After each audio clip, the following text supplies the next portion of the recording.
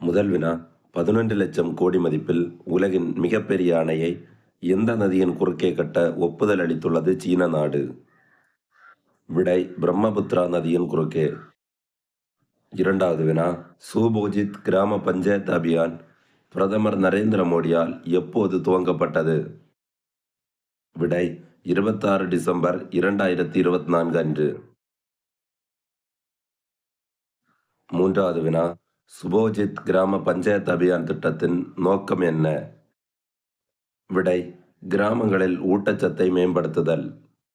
நான்காவது வினா தேசிய சாக்லேட் மிட்டாய் தினம் கொண்டாடப்படும் நாள் எது? விடை டிசம்பர் 28.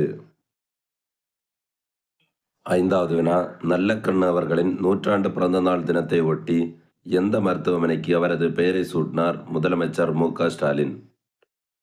விடை ஸ்ரீ வைகுண்டம் அரசு மருத்துவமனை.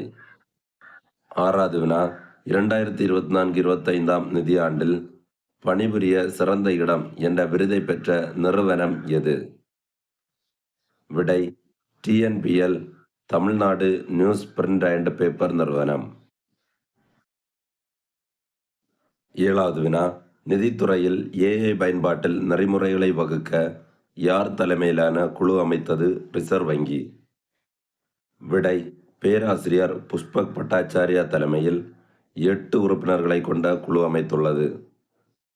எட்டாவது வினா பிரதமரின் தேசிய குழந்தைகள் விருது பெற்ற தமிழக மாணவி யார்?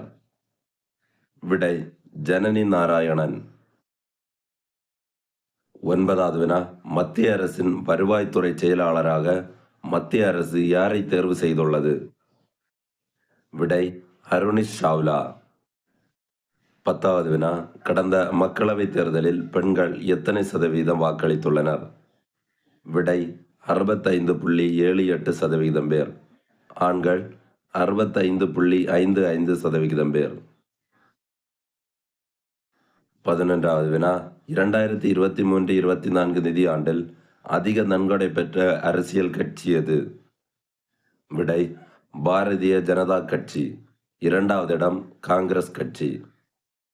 12வது வினா தேசிய மகளிர் ஆணையத்தின் தலைவர் யார்? விடை விஜயா ரஹாத்கர்.